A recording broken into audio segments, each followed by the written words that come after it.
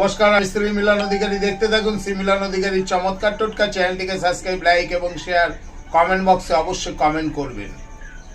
ঘরেতে প্রদীপ তো সবাই ধরান, কিন্তু প্রদীপ ধরানোর নিয়ম এবং প্রদীপ ধরানোর সাথে সাথে আপনার গ্রহ বলুন, আপনার অর্থনৈতিক অবস্থা বলুন, আপনার নানান দিকের সমস্যা থেকে আপনি মুক্তি পাবেন।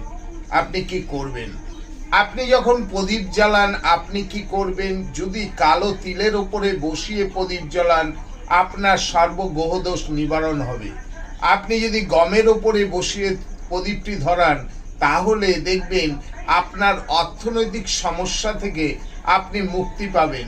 আপনি যদি চালের আতপ চাল, অখণ্ড আতপ চালের উপরে বসিয়ে প্রদীপ ধরান, তাহলে দেখবেন আপনার গৃহে মা লক্ষ্মীর কৃপা দিনে দিনে বাড়বে।